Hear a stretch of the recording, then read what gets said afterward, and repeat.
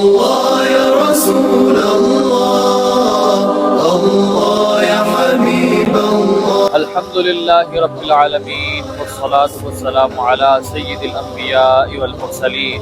أما بعد فأعوذ بالله من الشيطان الرجيم. بسم الله الرحمن الرحيم. فويل للمصلين الذين هم عن صلاتهم ساهون. صدق الله مولانا العظيم وصدق رسوله النبي الكريم الأمين. إن الله وملائكته يصلون على النبي يا أيها الذين آمنوا صلوا عليه وسلموا تسلیما. فقیر مدینہ چینل پر آپ کو سب سے پہلے یہی پیغام سننے کو ملتا ہے کہ ہمارے ساتھ مل کر تمامی حضرات درود پاک کا نذرانہ پیش کر لیں. الصلاۃ والسلام علیک یا سیدی یا رسول اللہ، الصلاۃ والسلام علیک یا سیدی یا حبیب اللہ، الصلاۃ والسلام علیک یا سیدی یا رحمۃ للعالمین وعلی آلک و اصحابک یا سیدی یا خاتم النبیین. السلام علیکم ورحمۃ اللہ وبرکاتہ. ناظرین اکرام، کیسے ہیں آپ سب؟ امید ہے خیریت سے ہوں گے. آج میری گفتگو کا موضوع نماز کے حوالے سے ہے. حضرات گرامی، آج نماز کی ترغیب کے حوالے سے بات ہوگی. حضرات ذی وقار، نماز دن میں 5 بار فرض کی گئی. آپ بخوبی جانتے ہیں کہ اللہ رب العزت نے معراج کی شب نمازوں کا تحفہ عطا فرمایا. ملی تو 50 تھی، لیکن اس میں تخفیف کر دی گئی اور 5 رہ گئی. وہ سارا ماجرا آپ بخوبی جانتے ہیں. اللہ اکبر. اللہ رب العزت نے ارشاد فرمایا، جو کوئی بندہ 5 نمازیں بھی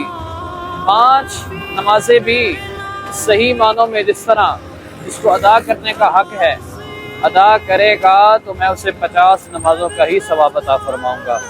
حضرت گرامی، آقا کریم علیہ الصلوۃ والسلام نے ارشاد فرمایا، الصلاۃ معراج المؤمنین، نماز مومن کی معراج ہے. اور فرمایا، نماز میری آنکھوں کی ٹھنڈک ہے. اور آپ آقا کریم علیہ الصلوۃ والسلام سے محبت کے دعوے تو بہت کرتے ہیں، ہم یہ نعرے تو بہت لگاتے ہیں، غلامی رسول میں موت بھی قبول ہے، لیکن جو میرے آقا کی آنکھوں کی ٹھنڈک ہے اس کے بارے میں کوئی فکر ہی نہیں. آپ اپنی نمازوں سے کس طرح غافل ہو سکتے ہیں؟ اور پھر نمازوں سے غافل ہو کر یہ نعرہ لگانا غلامی رسول میں موت بھی قبول، یہ تو ممکن نہیں. آقا کریم علیہ الصلوۃ والسلام نے ارشاد فرمایا کہ کل قیامت کے دن جنتی جہنمیوں سے پوچھیں گے کہ تمہیں جہنم میں کس چیز نے دھکیلا؟ تو جہنمی جواب دیں گے.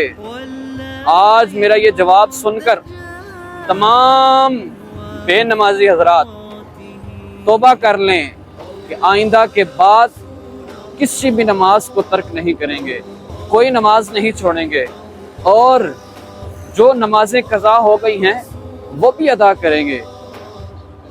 آپ جواب سنیے. جہنمی جنتیوں سے کہیں گے کہ ہمیں جہنم میں اس وجہ سے ڈالا گیا کہ ہم نماز نہیں پڑھتے تھے، ہم اللہ رب العزت کو سجدہ نہیں کرتے تھے. حضرات گرامی، نمازی کو جو انعامات دیے جاتے ہیں، اللہ اکبر، نمازی کی قبر حد نگاہ تک وسیع کر دی جاتی ہے. اسی قبر میں نور ہی نور ہوتا ہے. اس کی قبر میں جنت کی طرف سے کھڑکی کھول دی جاتی ہے. اللہ اکبر.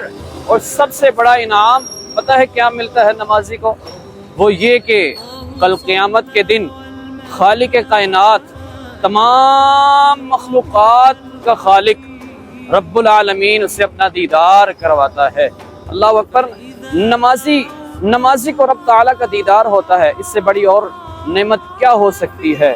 اور اس کے برعکس دیکھیں، جو بے نمازی ہیں وہ جب قبر میں جاتا ہے نا تو ایک سانپ اس پر مقرر کر دیا جاتا ہے، جو کہ نماز نہ پڑھنے کی وجہ سے اسے قیامت تک ڈستا رہے گا.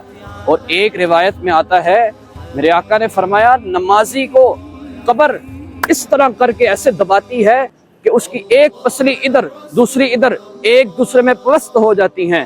اور پر خدا کے بندو، میں آپ سے یہی گزارش کروں گا کہ بس یہ نہ سوچے کہ رمضان آ گیا تو مساجد میں سیلاب آ جائے گا نمازیوں کا، اور رمضان جیسے ہی گیا تو بس پھر پتہ ہی نہیں کہ نماز کون سی اذان ہوئی ہے کون سی نہیں ہوئی۔ اپنی ساری رات سوشل میڈیا پر نہ گزاریں۔ اب آپ مسلمان ہیں، میرے آقا نے فرمایا مومن اور کافر کے درمیان فرق بھی نماز کا ہے۔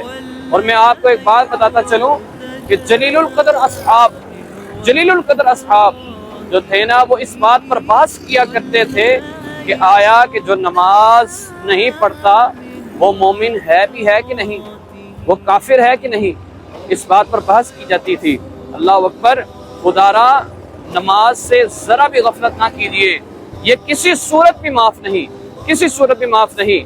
اگر آپ کھڑے ہو کر نہیں پڑھ سکتے بیٹھ کر پڑھ لیں، بیٹھ کر نہیں پڑھ سکتے تو لیٹ کر پڑھیے، لیٹ کر نہیں پڑھ سکتے تو اشارے کے ساتھ پڑھیے، کسی صورت بھی اس کی معافی نہیں ہے۔ میرے آقا کریم علیہ الصلوۃ والسلام نے اپنے اصحاب سے ایک دن فرمایا، اے میرے صحابہ، بھلا بتاؤ جس کے گھر کے باہر تالاب ہو اور وہ اس تالاب میں 5 وقت غسل کرے، کیا اس کے بدن پر کوئی میل کچیل باقی رہے گی؟